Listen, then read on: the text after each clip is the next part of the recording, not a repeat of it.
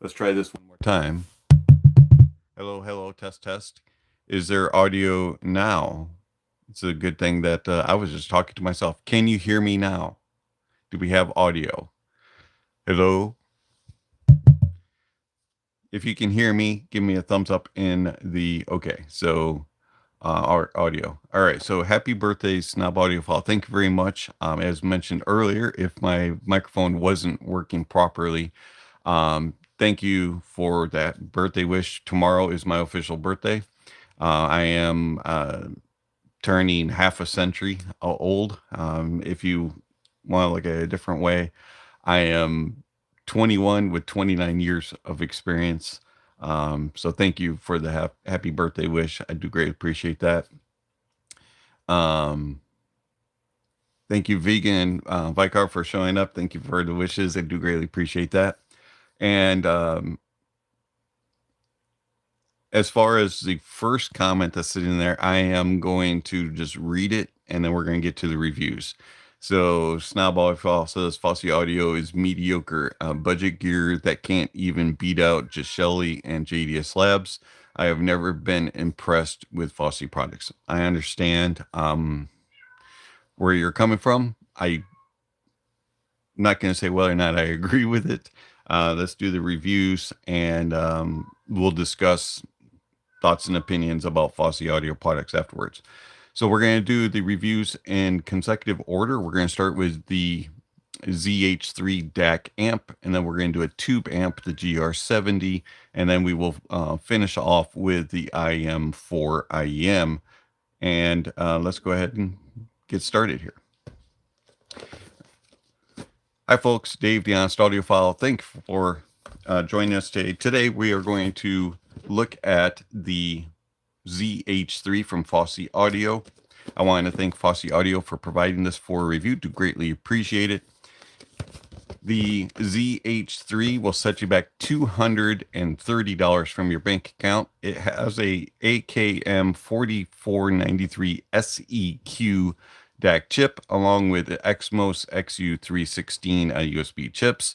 It also has four OPA 1612 op amps inside it, and it has an input of coax, optical, USB, and RCA. You can also have outputs of 4.4 and 6.35 headphone outputs, RCA, and XLR.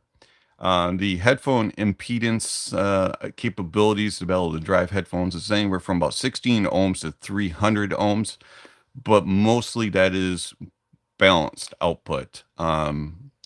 It is capable of doing sample rates with USB up to 32768 and DSD 512.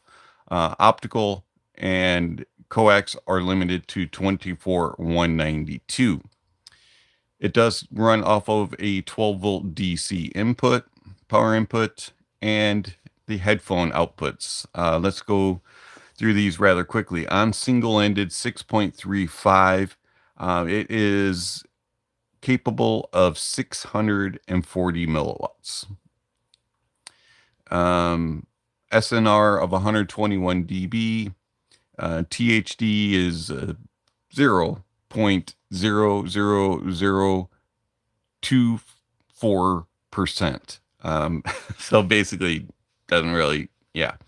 Noise floor is roughly about 1.9. So it's a little bit, on the noisier side.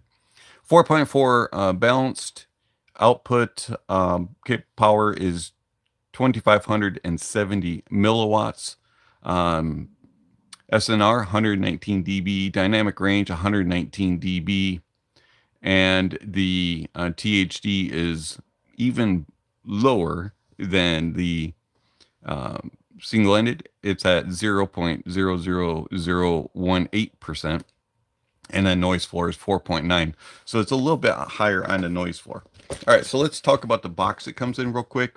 So it comes in a pretty new looking box for Fosi. I don't know if I've seen too many that have come in this white box. I actually like the look of this a lot better than the blue one, which the blue ones look like this if you're not familiar. Get some pictures on it, which is nice looking. And then you also get some contact information in the back. Just take that sleeve off, and it's still typical Fosi. You get a big, huge manual, and then you have your cutouts for everything. You get your power brick. You get a USB cable. You get a little trigger cable, because this does have a in and out for trigger.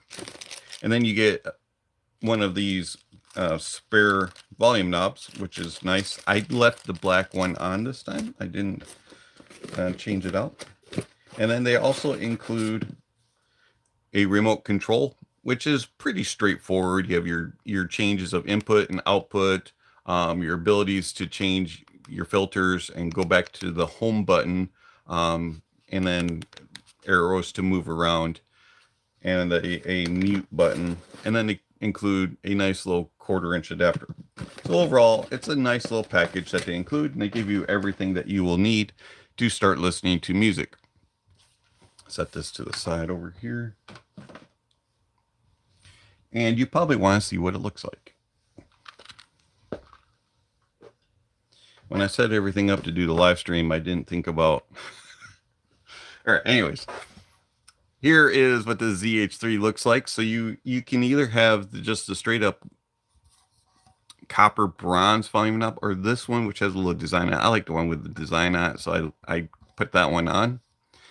On the front, you have a big screen, and then you have your single-ended and balanced outputs.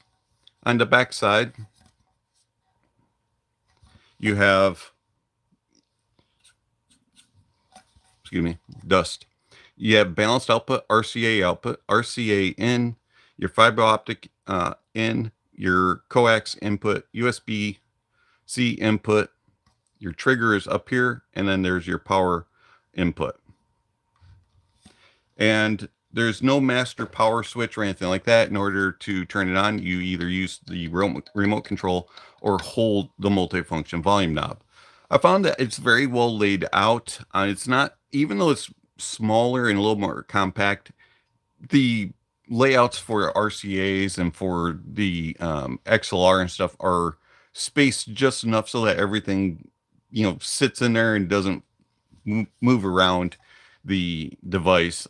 Sometimes when they're cramped like that, they can get a little heavy and move it around, but it has enough balance to the build that it sits on the desk, even though it's not super heavy. And then it has these nice rubber feet also that hold it in place, and so it doesn't move around. Fosi did a good job on this. One thing of note, you don't have the venting on the sides, which is interesting. And I'm not sure how accessible those op amps are. I did not open this up to look at it, but if you look at the back side here, there is a ton of screws to open it, and there's nothing on the front, so or on the bottom. So I'm not sure if op amps can be changed on the ZH3. I didn't try it, and I probably won't. Unfortunately, I can't plug this in to show you what the menu looks like, so I'm going to try to describe it to you as best as possible. The menu is a circular design, so you rotate the volume knob and it goes from like tab to tab, and then you click on it and it'll open up the menu further. So if you want to change the gain, you just press the menu button, rotate it till you get the gain, and then press it again, and then there's low, medium, and high, and you just rotate it till you get to the one, select it, and then it changes it. If you want to change the different filters, because there are various filters on it, you can do that as well. You can change all sorts of settings. There's tone controls for bass and treble, and it works. Or you can use the remote control and it works. The problem with it is once you make your selection, it takes roughly 15 to 20 seconds before it goes back to the home and you can adjust the volume knob. So let's say you're changing gain and you have it set at 25 and you're listening to something on low gain and you're like, this needs more gain. So I'm going to go to medium, or I'm going to go to high gain. You go into the gain setting, you click it on high gain. You have to wait even though it changes like that and it starts blurring your music at the louder dB, you have to wait those 15, 20 seconds before you can lower it. I wish that it was a lot faster when you change it. Or in order to change the gain setting, there was a button, some sort of switch, something that made it easier. You don't need buttons and switches for all the other options, but for gain, it would have been nice because that is a problem. But other than that, it's a fairly decent menu. You get lots of options. Now, I'm not going to talk about all the different filters and all the different things like that. It makes changes, it makes differences in the sound. The ones that I preferred were neutral balance and also the it was like neutral defined or something. I can't remember the name of it. But anyway, so you have there's a couple options. A couple of them made it a little bit warmer. Some of them made it a little bit more sparkly and energetic. The neutral ones, in my opinion, were the best. They didn't sound near as colored. And it also gave you the most detailed and best resolving capabilities. But overall, the AK44 93 SEQ DAC chip does a pretty good job. It still has that kind of AKM type sound where it's a little bit on the warmer side, and it has a nice fullness to the sound overall. Let's talk about the headphone output, and then we'll go into the overall sound description. So the headphone output of the ZH3 is very limited when it comes to single-ended. So being 640 milliwatts at high gain and 32 ohms, it's not really the most powerful. In fact, there's several dongles that have more power than the ZH3 when it comes to single-ended. It'll drive some headphones, but if you're really trying to drive like planars or harder to drive dynamics, even ones where it's upwards of 300 ohm, it's going to struggle slightly. It can drive like HD 600s and HD 580s and things like that, but you can tell that they're just not getting the full benefit, and being able to be driven accurately. So for easier to drive headphones, it's masterful. No problems whatsoever. You have plenty of power on single ended. IEM's also very good. The noise floor is pretty good on IEMs. I did find that a few of the more sensitive ones to noise floor, you could hear it a little bit, but it wasn't like excessive or anything like that. It was tolerable. Going to balanced, definitely it sounds better. You get more power. You're getting upwards of 2,570 milliwatts at 32 ohm.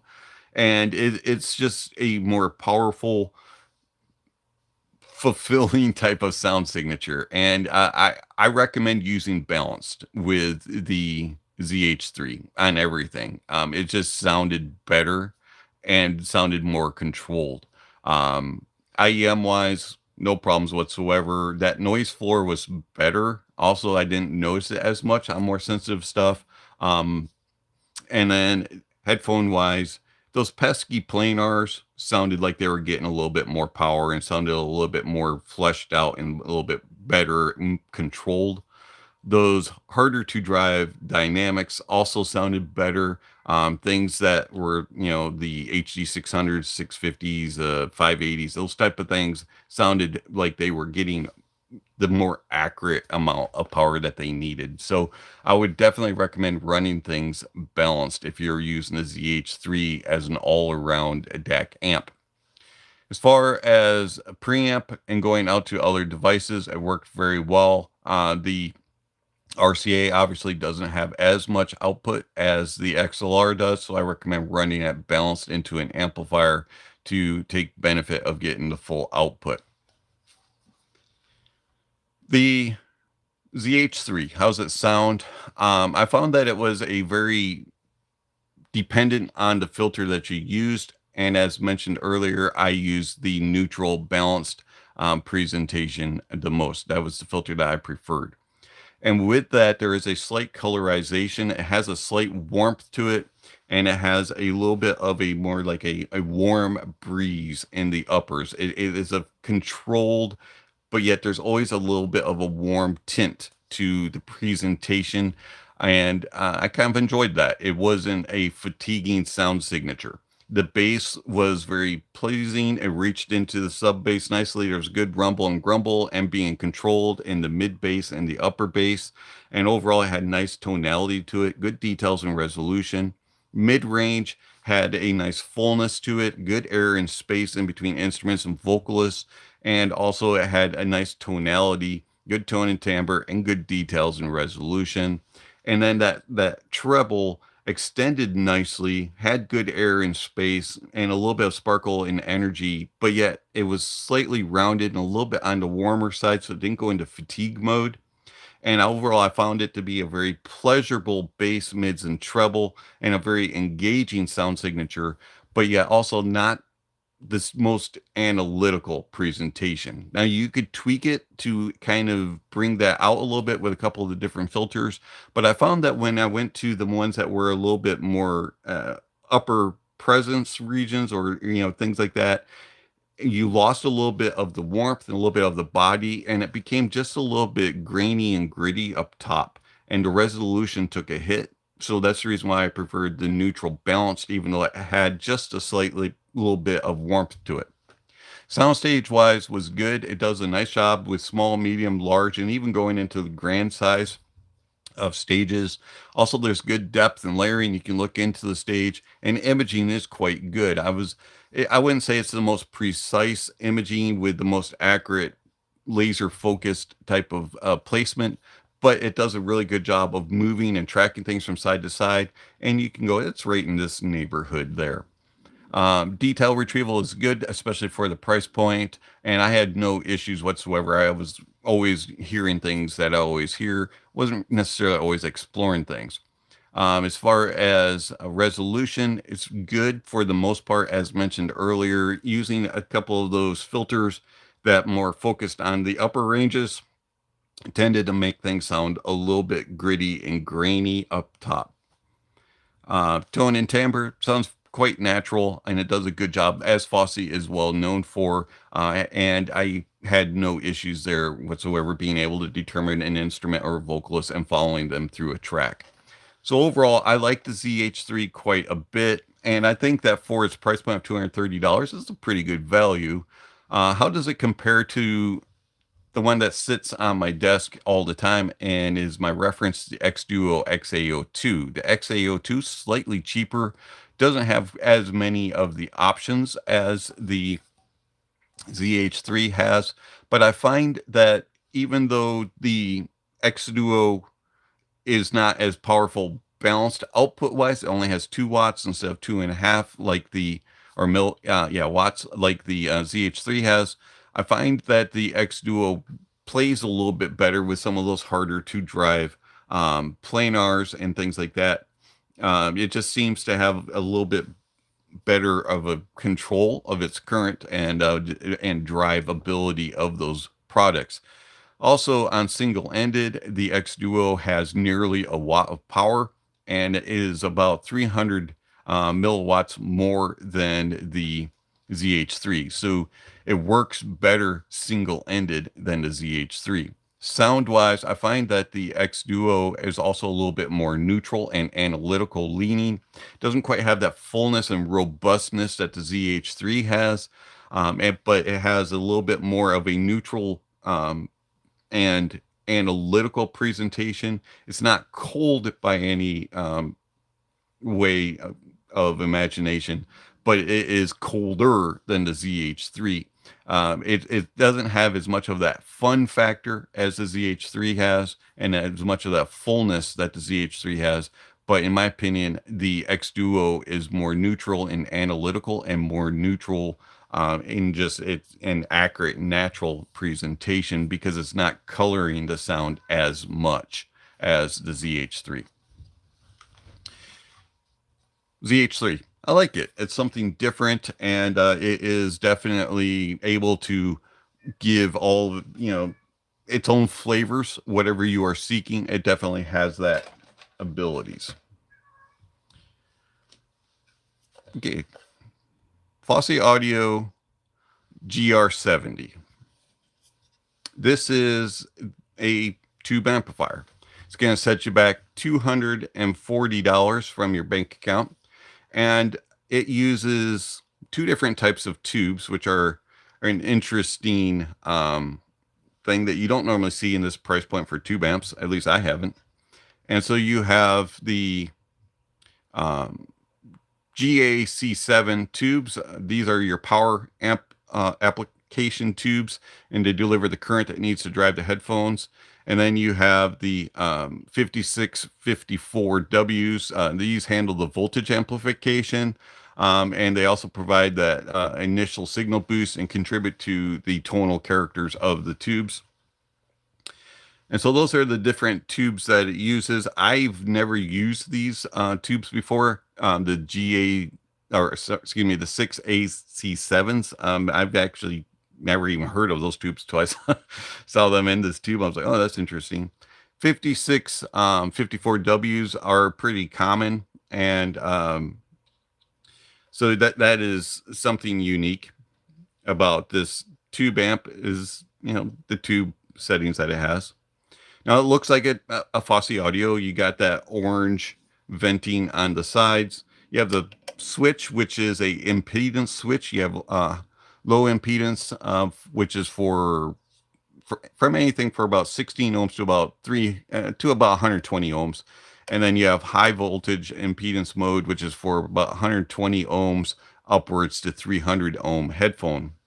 And then on the front also you have tone controls, and you have your headphone outputs of 4.4 balanced and 6.35. And then on the back side, you have your RCA in and out and your power supply. Now the box for the GR70 is this blue one here. And the only thing that they include along with the tubes is your power brick. So it's not really anything too exciting to look at. They do include a little manual. Set that to the side over here.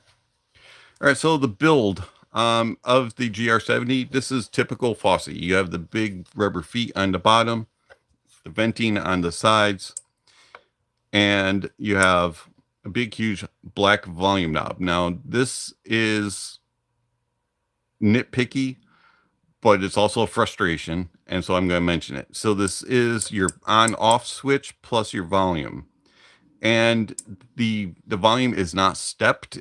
There's no like real resistance. It's very easy to turn, and it's also really easy to turn your volume down and turn off the device. I wish that there was an independent on-off switch on the GR70, and I also wish that the volume knob had a little bit more of just a resistance or a stepped feel to it, so you know how much volume, as you can just go whoop and you're blasting it. You can turn it down and all of a sudden you're like, whoa, that's way too much. So it would be nice to have a little bit more of a resistance. Switch makes a nice noise. RCA in and out, pretty self-explanatory. This works as a preamp and as a headphone amp. It is RCA input only.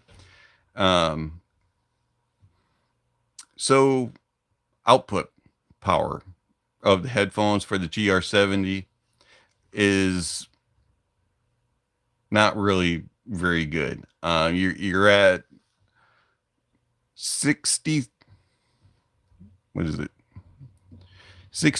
milliwatts on low gain at 32 ohm. And on high gain, it's 830 milliwatts at 32 ohm. So not the most powerful amplifier. It's just kind of okay when it comes to driving things. Has a frequency response 20 hertz, 20 kilohertz. SNR 93 dB. Dynamic range is 94 dB. THD is 0.26% for the RCA. For the headphones, it's 0.5%. Noise floor is 20 for the RCA and 58, or excuse me, 56 for the headphones. Crosstalk is 63 dB. So the GR70.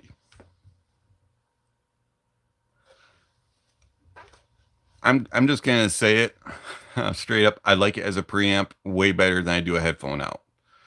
And it has tone controls, which is a nice feature, but it's something that you have to use pretty often, which I found interesting. So on the tone controls, it has a neutral position. And if you put it in neutral position, it just has this kind of warm, muddy, lacking air sound from the headphone output and from the RCA outs going to speakers. And it just didn't sound very clean.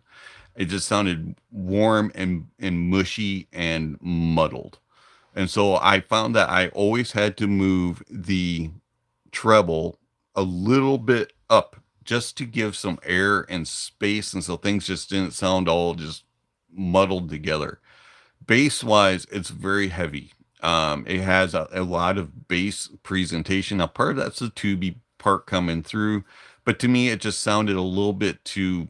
And so oftentimes I found I was either leaving it in neutral or turning the bass down slightly just to kind of not sound so bloated and mushy.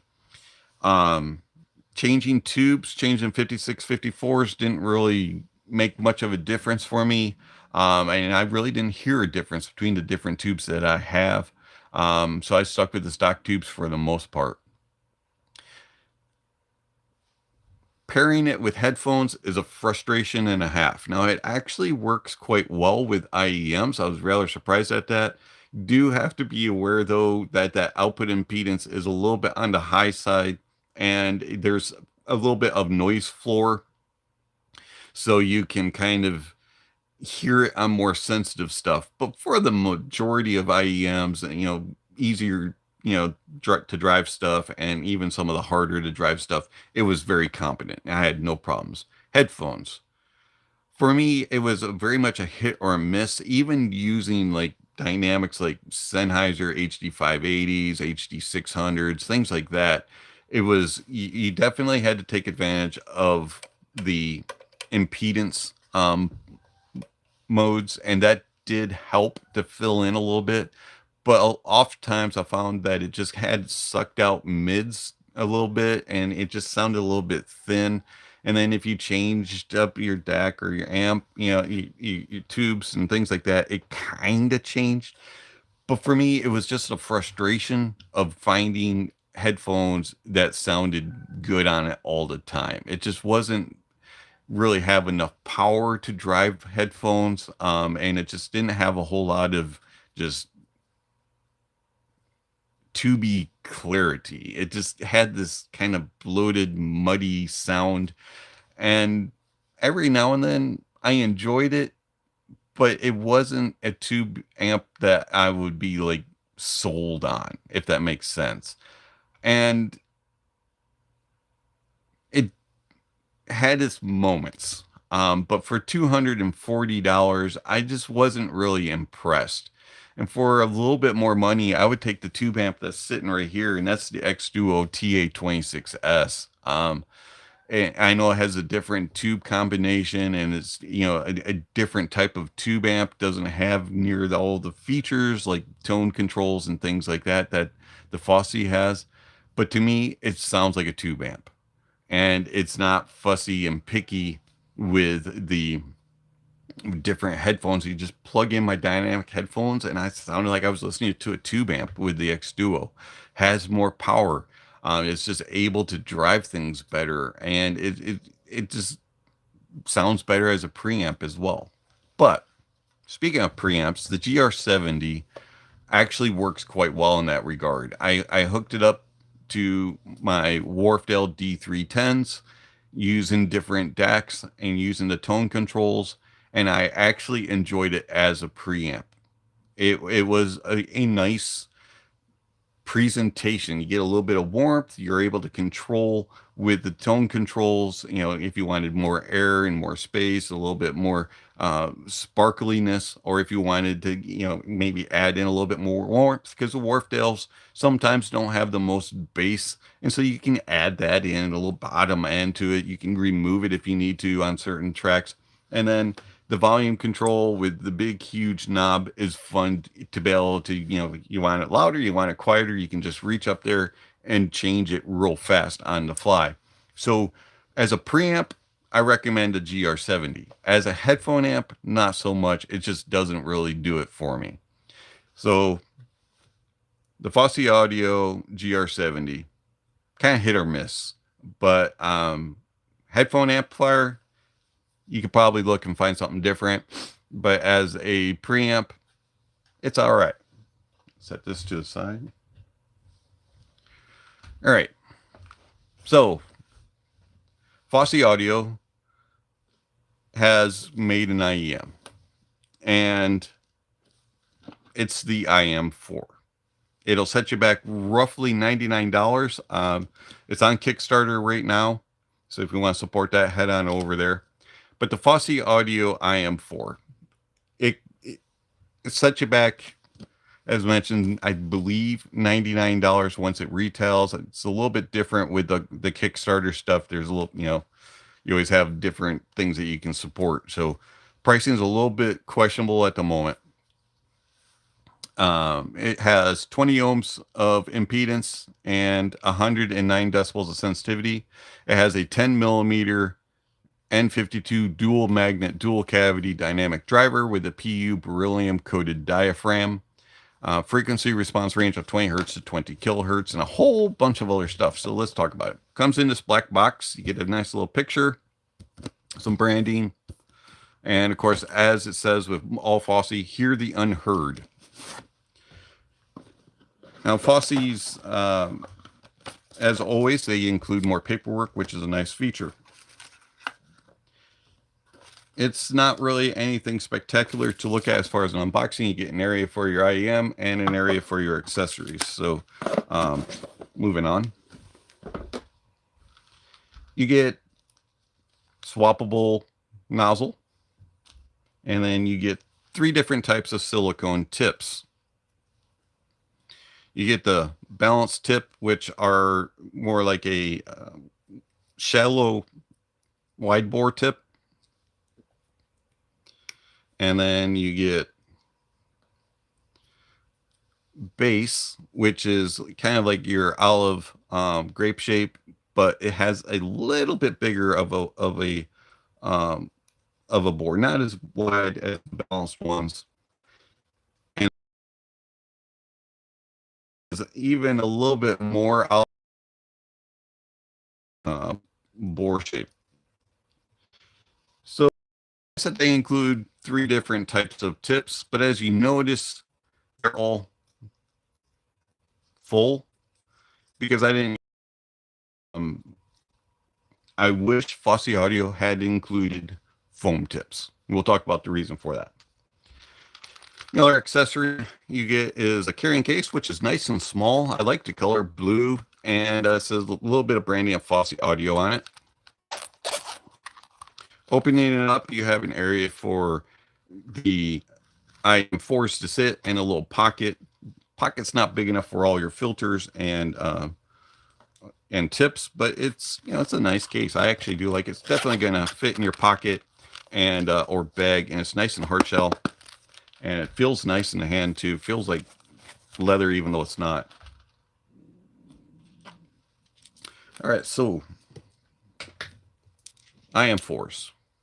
These are unique because they're open back. And of course, you got the Fosi Audio orange, which is cool with the black. They are a bit on the chunky side. And the nozzles stand out pretty good. You have a big wing. And of course, those are screw-on filter nozzles. I like the build of them. It's made of aluminum.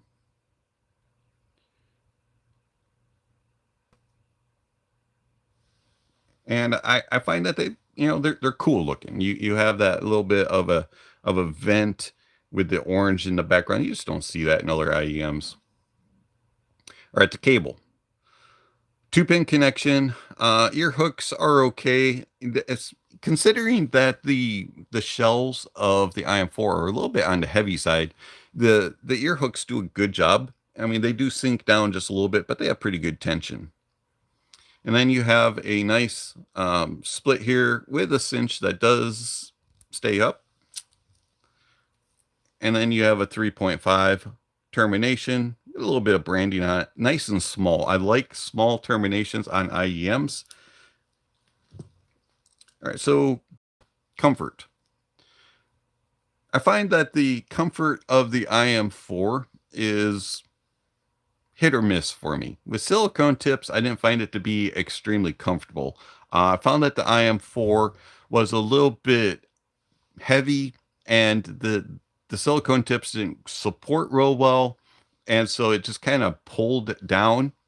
But using foam tips holds it in place better and snugs. So with foam tips, I can wear them for about an hour and a half before I have to adjust them. And the reason for that is that wing just doesn't quite fit me quite right. And so it's just kind of uh, not the most comfortable position for that wing.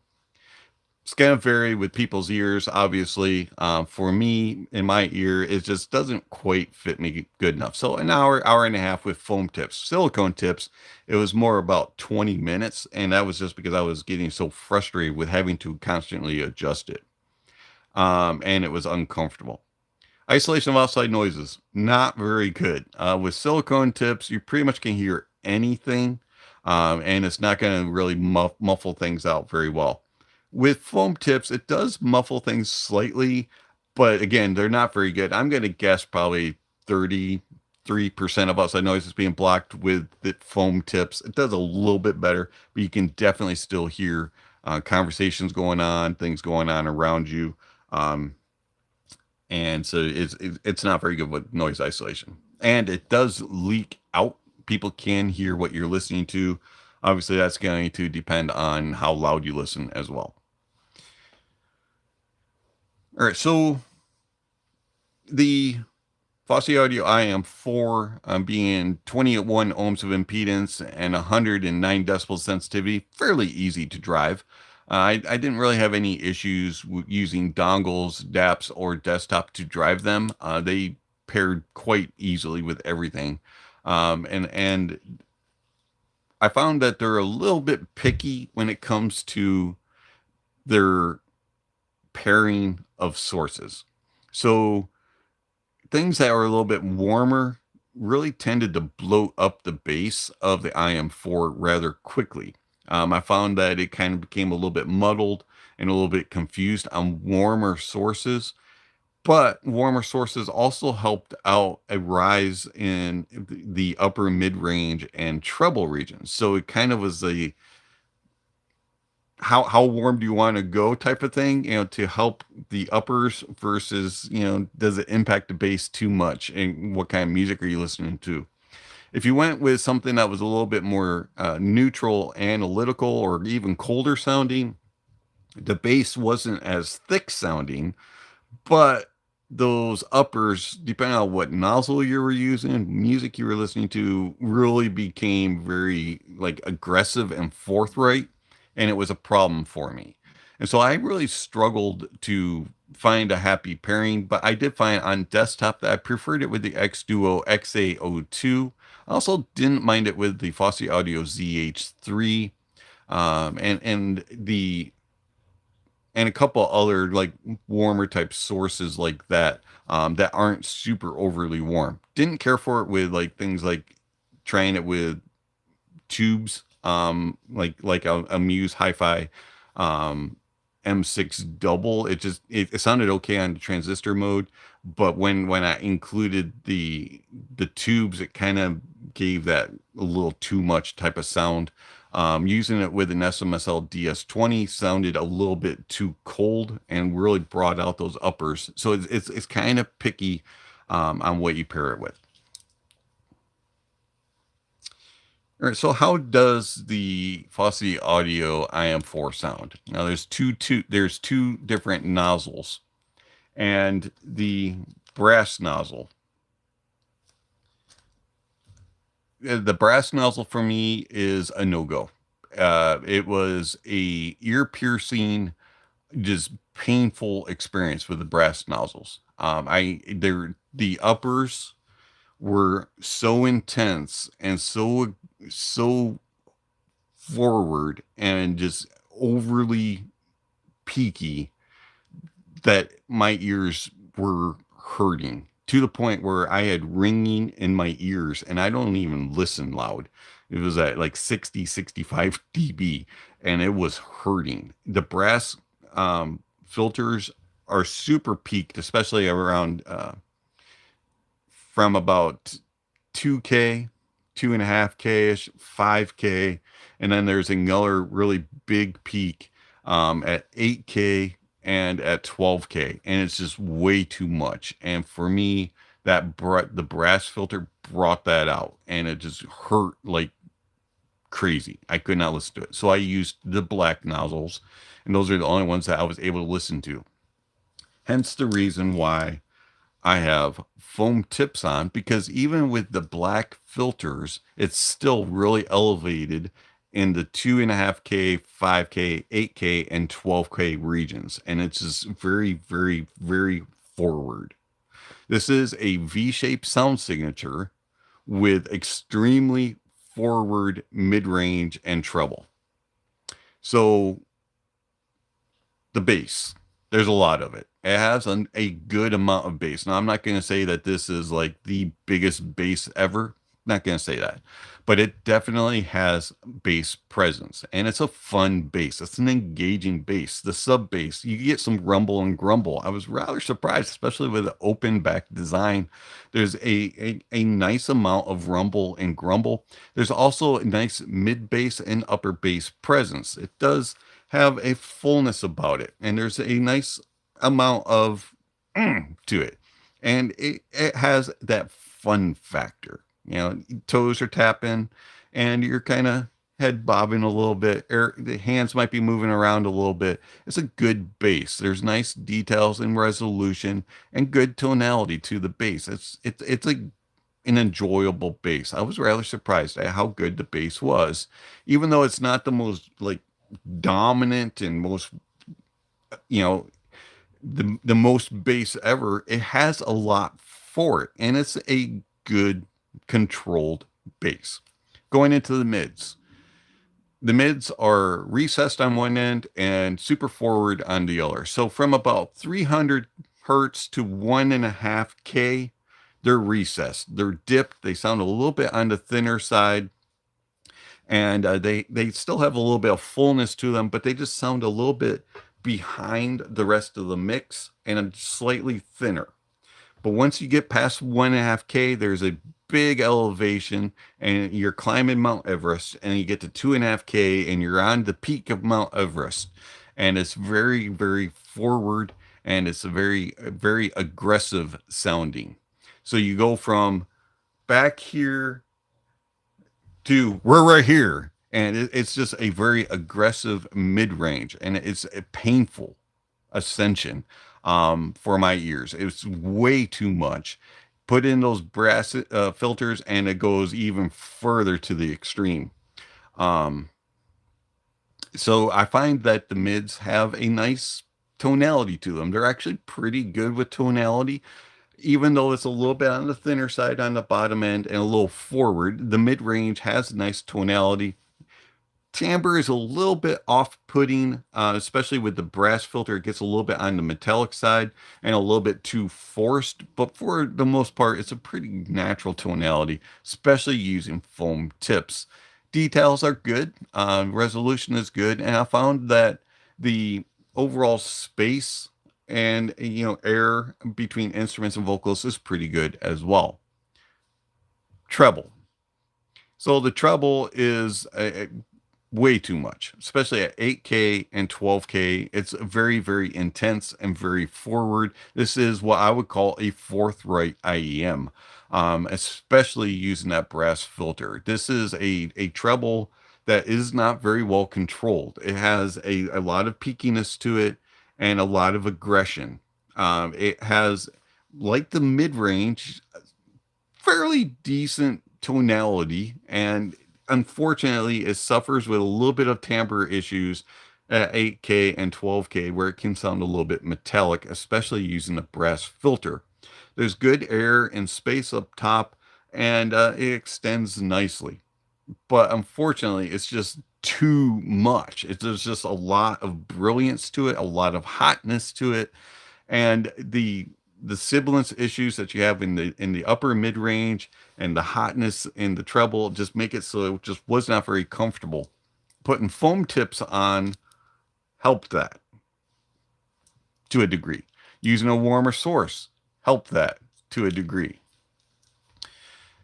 The soundstage of the IM4, quite impressive. I was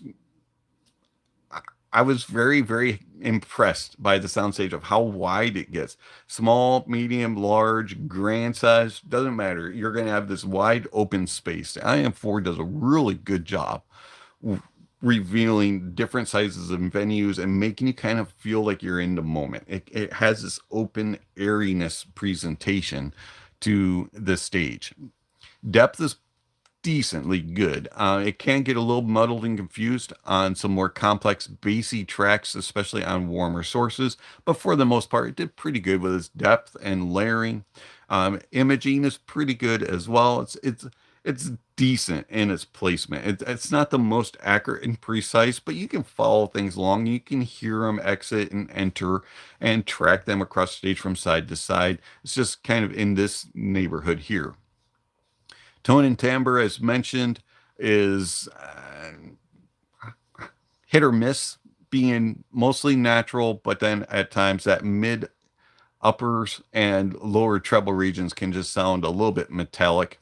And then details and resolution is decent, but resolution wise, it can sound a little bit on the harsh side in the uppers, especially 8K, 12K. They can kind of come across in a little bit of a harsh manner. And it just is not the best resolving. So, IM4, $99-ish. It's unique, open back. It has a different type of sound presentation. It's not terrible, but it's not great. And for me personally, I think that there's better options that you could do for $99 or thereabouts, especially in a V-shaped sound signature. Or if you want something that's a little bit on the warmer side or something that's a little bit more neutral. But for $99, it's okay and it's different. So let's get to some questions. Questions about the ZH3, the GR70, the IM4, thoughts about Fosi and their products, thoughts about how Fosi gets all kinds of credit and all kinds of, glory and praise, and are just like considered basically like the golden child of audio by some content creators. And do I agree with that? Do you agree with that? That type of stuff. If you want to discuss all that, we've got a few minutes here to discuss. All right, so let's catch up on some comments here. Again, thank you for everybody who's posted about my birthday coming up tomorrow. Do greatly appreciate that. It's much appreciated. And it is a milestone birthday, I guess you could say. I'm turning half a century. Or if you want to look at it another way, I'm 21 with 29 years of experience. So yeah, thank you very much for the birthday wishes. Much appreciated. Okay, let's see. Audio seems to be working fine now. And Sparky says, "Good morning. It looks like you have lost weight." I have. I have been trying to eat healthier and do more exercise and things like that. And I've lost, give or take ish, about 20 pounds over the last couple of months. So thank you for noticing. Appreciate that. Let's see. Kessler Do says he has internet issues again. Hopefully not. Hopefully things seem to be working fine. Seems to be working okay on my end.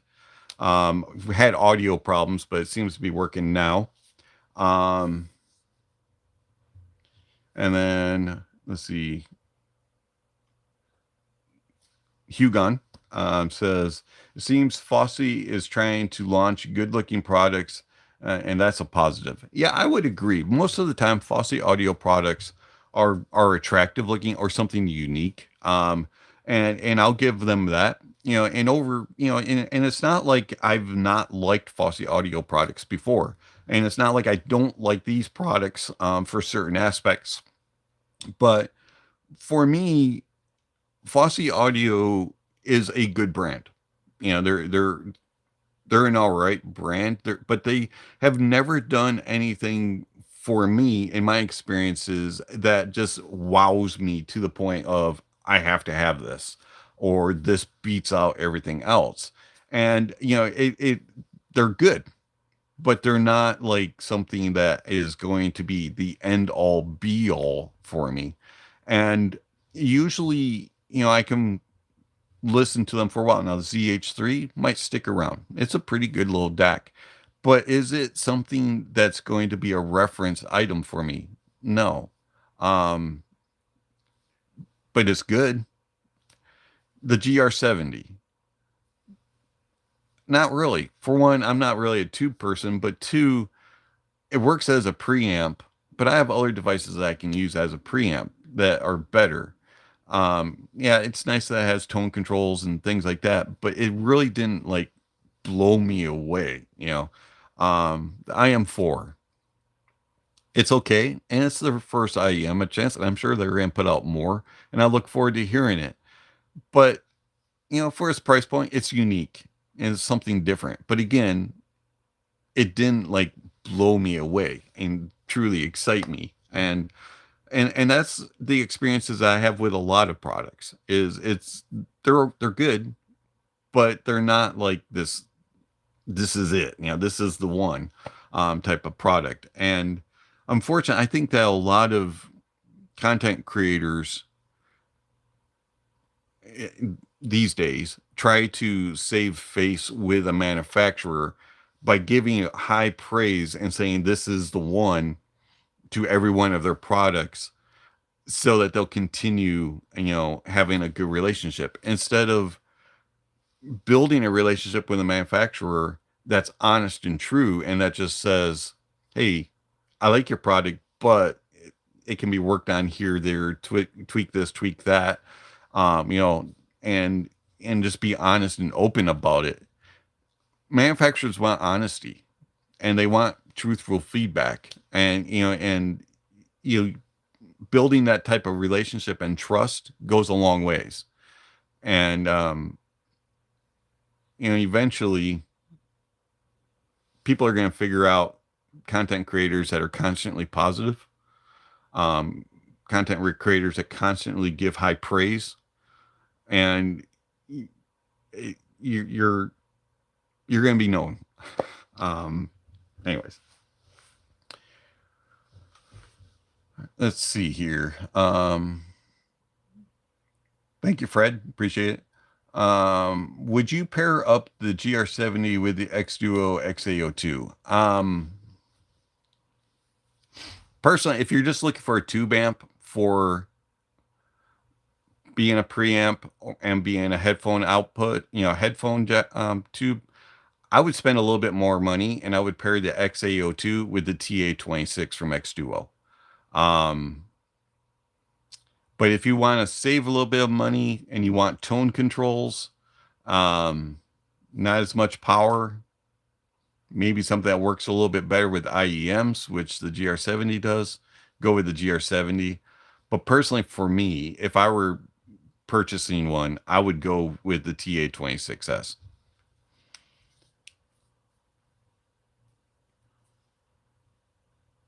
Um,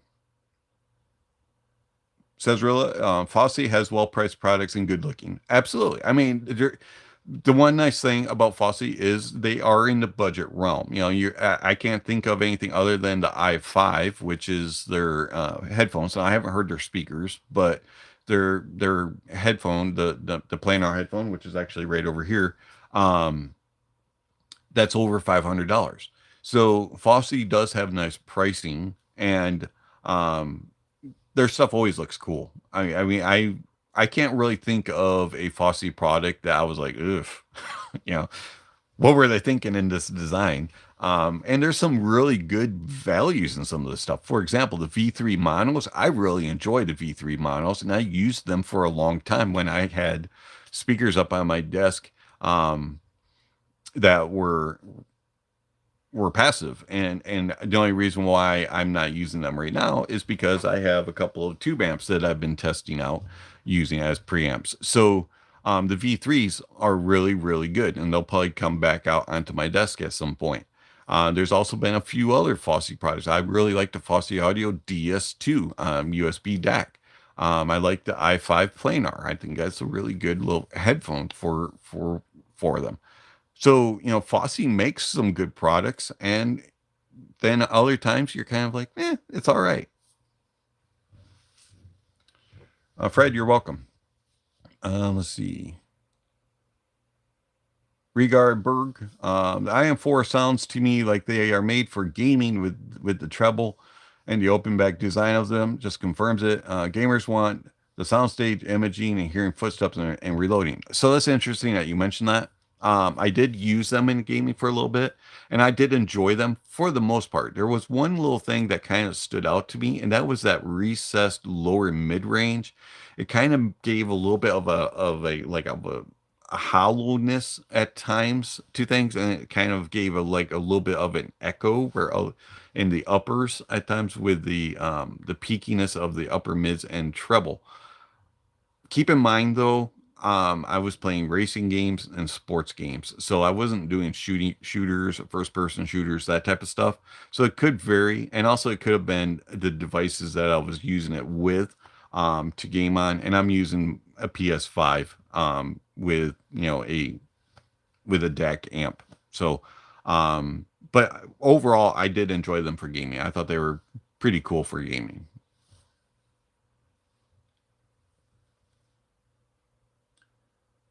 Carano, hello.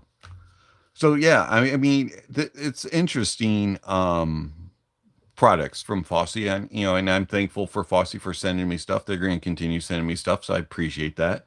And it's a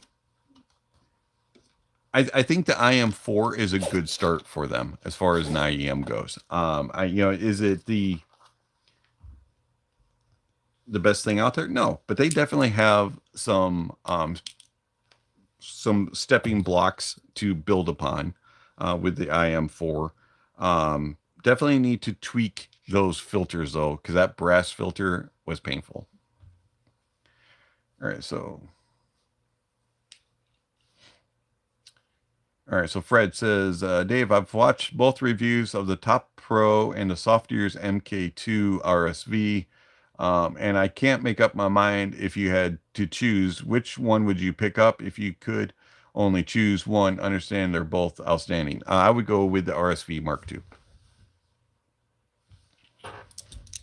I like the Top Pro. It's a little fun sounding and engaging, but the RSV Mark II is it's a little bit more neutral and monitors leaning, and that's always kind of the way that I venture off to. All right. Guillermo, hi, Dave. First, enjoy. Have a great day and weekend. Small companies are creating nice ecosystems and products. Pairings is nice. Have consider comparing stacks and some price ranges. I have. Um, but I've never really went through, so to speak, with that premise of doing a video. I wasn't sure if viewers would want a video like that, for one, and then also the it takes a lot of work to do comparisons like that. And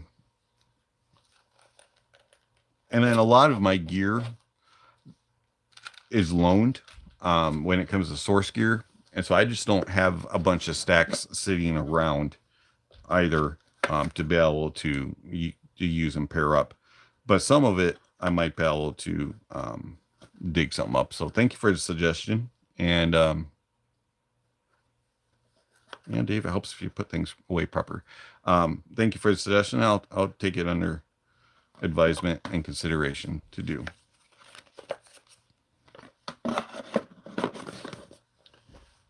Never mind me, I'm just going to put some stuff away while we wait for questions.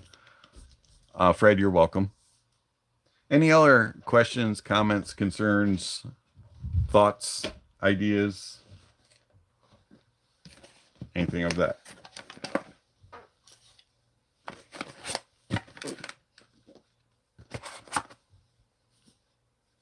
So I do have some things to do later today for my birthday. So I am going to have to move on in about 20 minutes or so. We'll have to end the live stream. But I am glad that I was able to spend part of my birthday weekend with you all. And I always enjoy our time in live streams. Let's see if I can get this back in the box properly. Let's see. I'm glad to catch up. Happy birthday wishes. You all the best and stay safe. Always love. Eddie, thank you very much. Appreciate it. And glad that you were able to catch up on live streams again. It's been a while since you've been able to catch us. So do appreciate it. All right, so other reviews coming soon. Yes, we do have some other stuff. Hold on. Let me fight with this cable a little bit more, and then we will get in there. All right. We will share that. So, all right, there we go.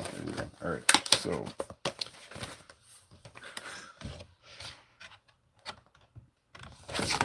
If I don't put stuff away immediately, I lose it really quickly, and I forgot this part.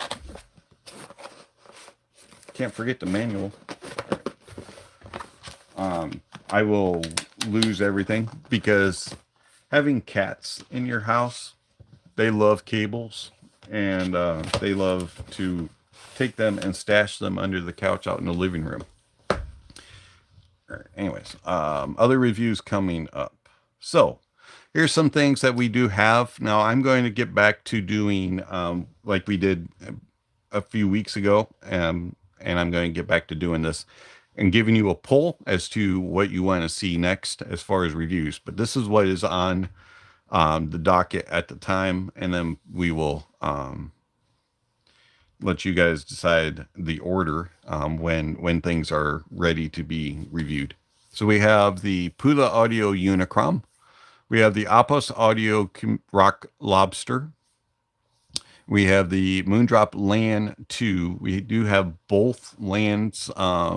We have the pop and reference version, so probably would do both of those reviews at the same time. We have the NF Acous NM25. We have the CCZ CZ10, which is the Tiangong. I don't know how to pronounce that. And then we have the KB Ear Tourbillon Pro. We have the Kiwi Ears Z Reviews Serene. I don't know. SERENE. I don't know how to pronounce that. We have the SMSL R1, which is a little gaming DAC amp. We have the AUN N7. We have the VE Venture Electronics Galvatron, the Nietzschecheck Octave, the Cayenne RU7, the Quest Style Sigma, and then we have two Effect Audio cables. We have the Effect Audio Code 24 Mark II and Code 23 Mark II. We have a FiiO M21 DAC, or DAP, excuse me. And we have a FiiO S15, which is a streamer. Now, those two FiiO products, I'm not sure if I'm going to be able to review anytime soon. So there's been some issues with firmwares and things like that we've been working with. But I'll try to get those reviews out at some point. And that's it. That's all that we have currently in for review.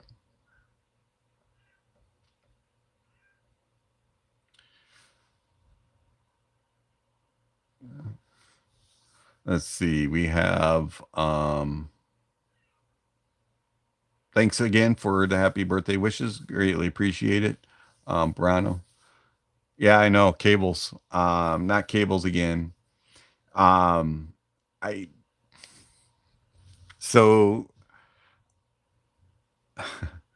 there's, especially when you start getting into the price points of some of the higher end effect audio stuff, I can understand that sentiment. I really can.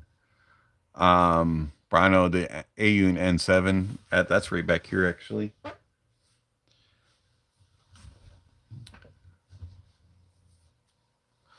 Yeah, so the M21 is kind of old. I do agree. I've had it for a long time. So that's another one of the reasons why the S15 M21 might not get reviewed, is they are really old.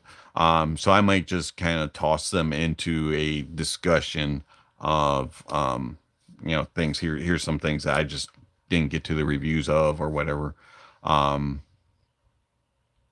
It's really, it can be difficult to get reviews out in a timely manner, and I appreciate manufacturers and vendors that are very understanding of that. You really do, as a content creator, try to get things out timely, but when you have an extensive review process like I do, it can take a while. And then you have to have personal time, you have to have you have other things that get priorities and things like that, and so things can get pushed out, and then they get moved on from, unfortunately.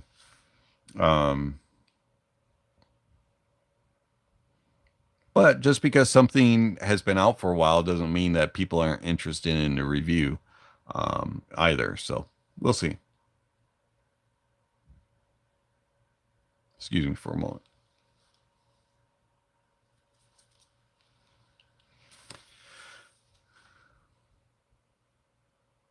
All right, some good questions, comments for sure today. Do greatly appreciate. And I got one more thing to put away while we wait for some more comments.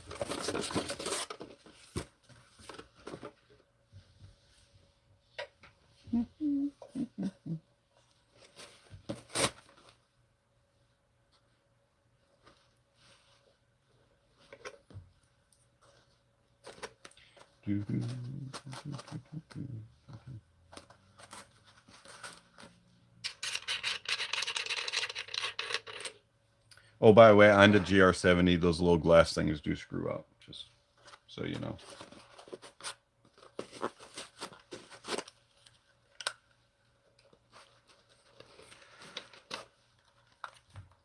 FiiO JT7, I actually just received that. I do have that one as well, along with the JT3. Sorry, I forgot about those. They are. I thought I put those on my list. So we do have two of the budget-friendly headphones from FiiO, the JT7 and JT3. Also available. I do apologize that I didn't mention those.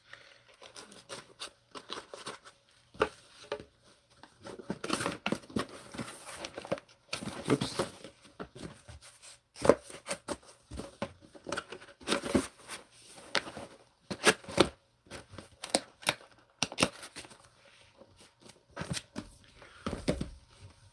So those are, let's see here.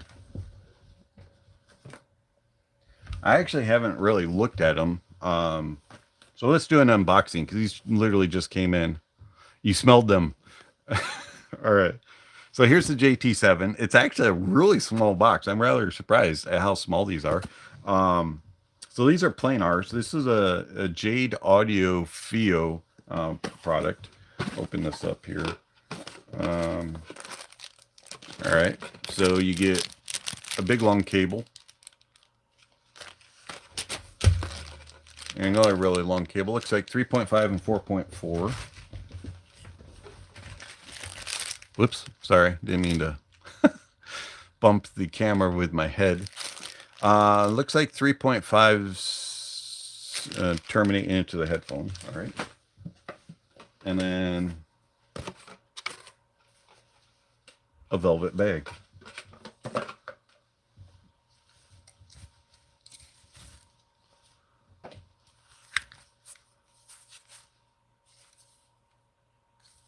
Not bad looking. Swivels, nice and light. UL lamb flat-ish. You see the driver there. What size driver do these have? Doesn't say.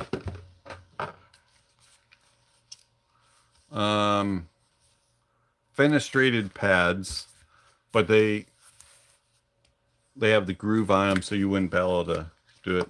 It's nice that they fold up. I like that.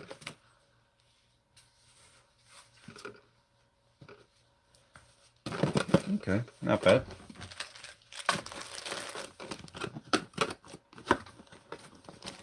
Yeah, these just came in. These came in yesterday, I believe. So I just kind of opened the box and set them to the side. Let's see how comfortable they are. That's a good question. Let me get them back out. Sorry.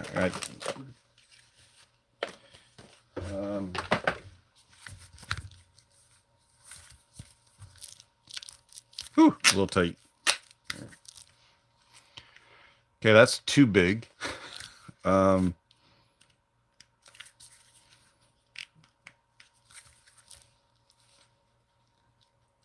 Still too big.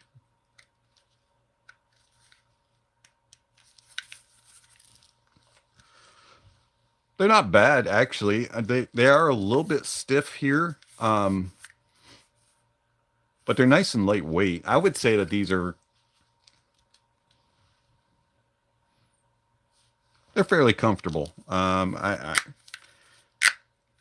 wouldn't say that they're too clampy from what I felt briefly there. Decently comfortable. Aren't these things like $100 or something? They're not really that expensive. For a plain art, that's crazy good. Hopefully they sound good.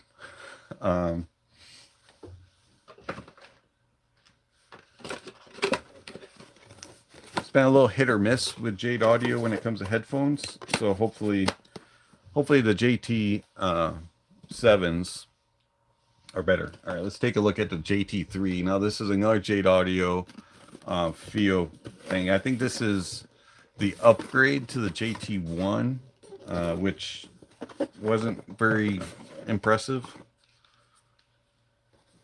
All right, so you get your, whoops, you guys wanted to see the, shove it back in here the way it was. There we go. All right, so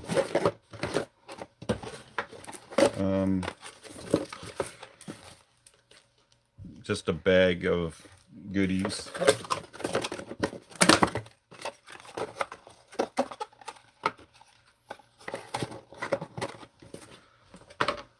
Okay, so you get a faux leather bag and then one cable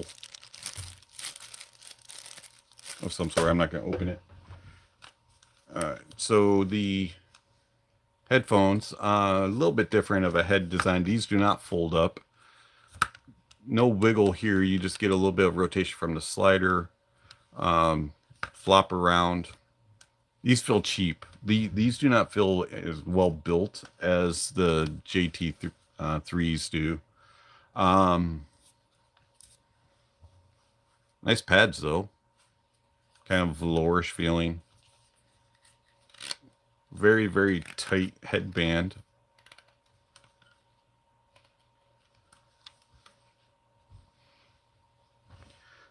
Nice and soft. Whoops, had them on backwards. They're okay as far as comfort. I would say the JT3s are actually more comfortable, but these aren't terribly uncomfortable. Bigger,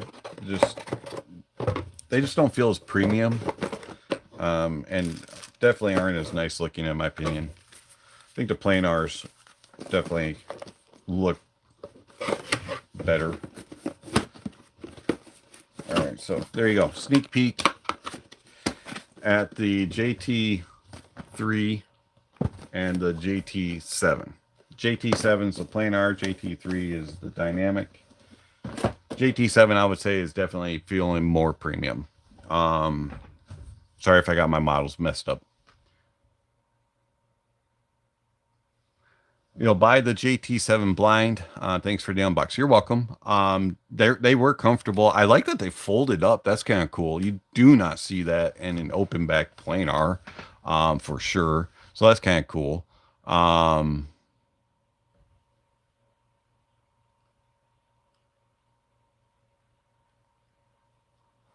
Big head wise, I think the JT3 probably would fit bigger heads better. It seemed like it was wider, but JT7 didn't seem like it was like super, would be too much of a problem. So. All right, so Brano, is there a chance you could do the head D1 review? There is a chance, if somebody sends it to me. It's not been offered, and it's not something that I would be able to purchase at the moment. So it would definitely have to be provided for a review. Thought there was something else that I was going to share with you guys. Bear with me one moment here.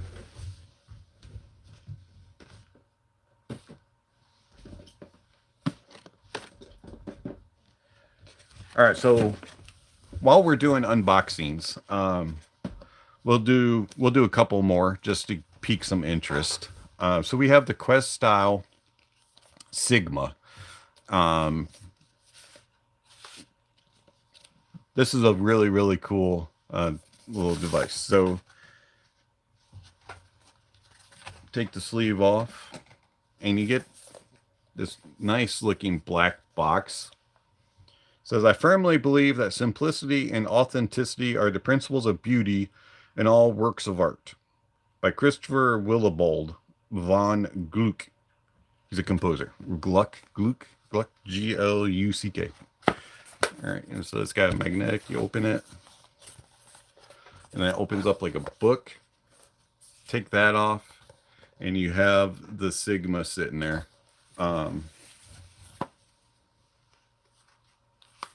So the Sigma,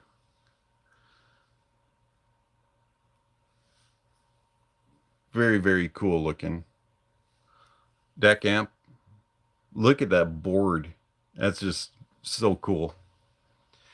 It's a portable DAC headphone amp. I'm going to put that back in the case, you know. All right.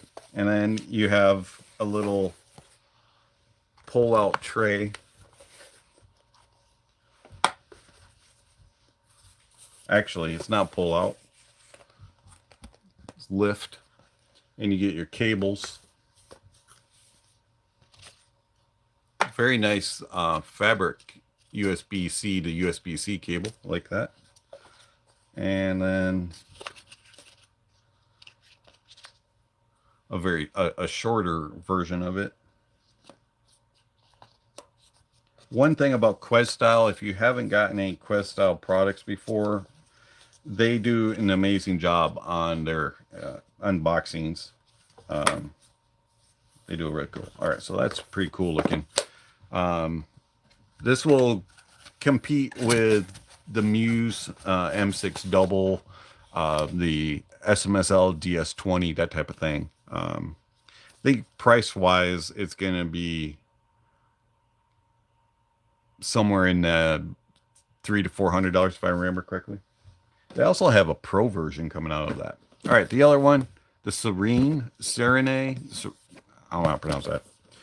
All right, so this is Z Reviews Kiwi Ears. Close back.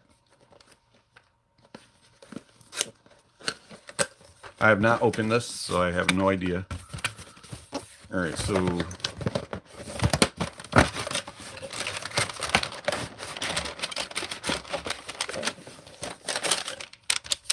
crinkly paper. I'm going to open it this way because everything else is going to come flying out at me.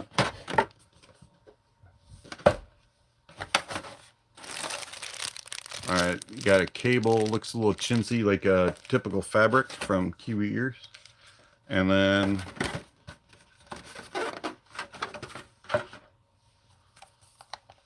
purple headphones. Wow, these are extremely light. Really light for close back, and they're small. These are very, very small. Almost on ear size. That's really snug. Got wiggle for being able to lay flat. Nothing up and down really, just a little bit. Let's see how they feel. Okay, definitely going to have to expand them out quite a bit to get them to fit. And they are really big. They stand way out. My ears barely fit these. These are extremely small. The only other headphone that is on ear that has this small that I remember reviewing is a V-Moda with the XL pad. This is almost like having the V-Moda XL pad on. Thick. They're comfy-ish. Not a super fan of this size, but not bad. I like the purple though. That's kind of cool. You don't see that too often. I wish that Zeos had done something special with the cable, making it purple or something. That would have been more cool. But I don't mind the purple on the ear cups.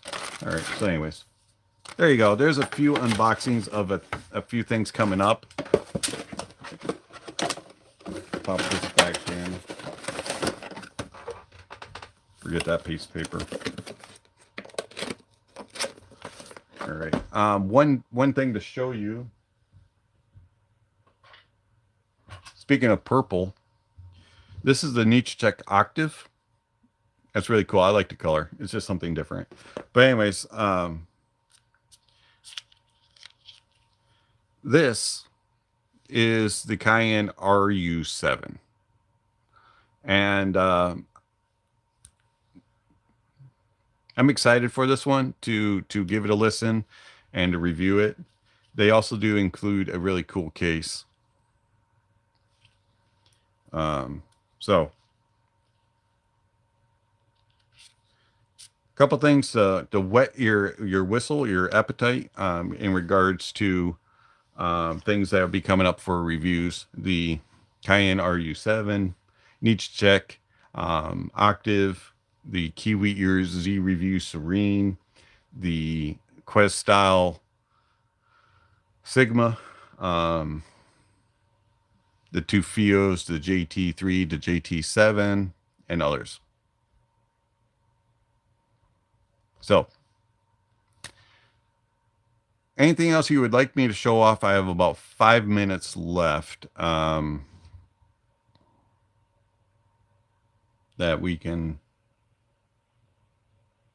I'm sorry, it's not the RU7.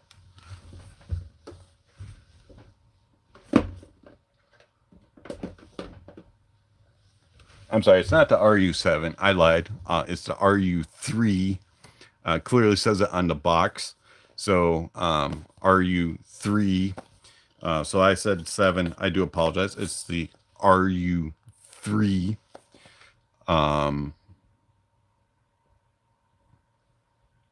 Somebody had mentioned the 7, I think, or somehow I got 7 on my mind. But yeah, it is the 3, RU3 from Cayenne. So this is the RU3. So I apologize for that.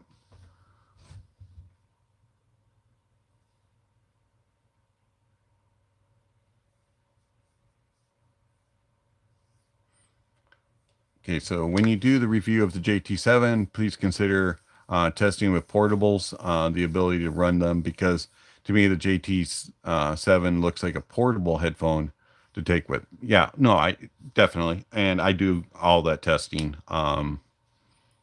with that regard. I probably will be tested with more powerful type of stuff, being a planar, but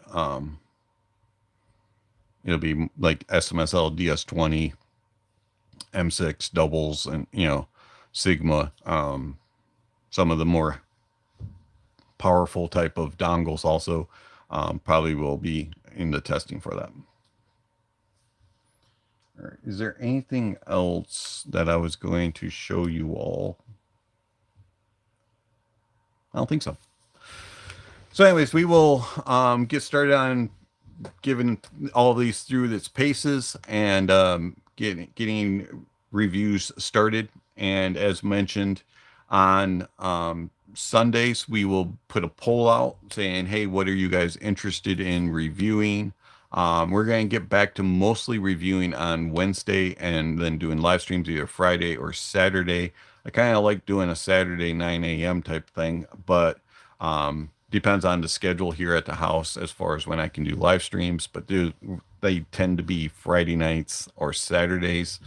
And then if things come up, we will throw in a couple bonus reviews like we have the last couple weeks in regards to, just extras, probably most of the time being done on Mondays.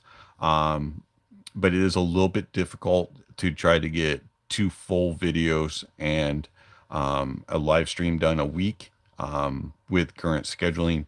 But when possible, I will throw that in there and get those in. All right, so let's see.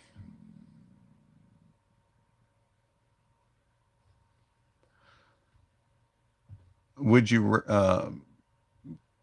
Kyram, would you recommend a Tanzu Zuon or the Dunu Kima 2 for a vocal loving person? I never heard that Tanzu, so I wouldn't be able to recommend it. Kima 2 is really good for vocals. If you like a very forward vocal presentation, you might want to consider the Dunu Titan S2, but I prefer the Kima 2 over it, so I would recommend the Kima 2.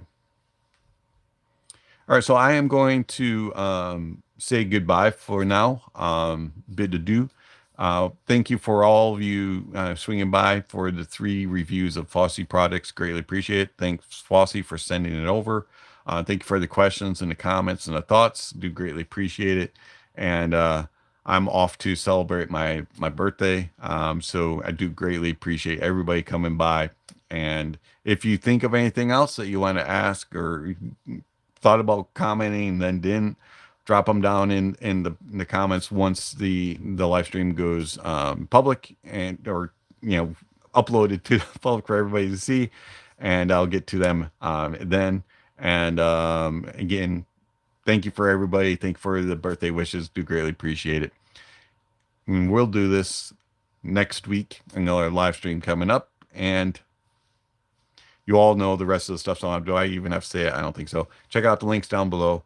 And don't forget to enjoy the music, and that honesty is the best policy. Have a great night. Finger in the screen as always. Bye.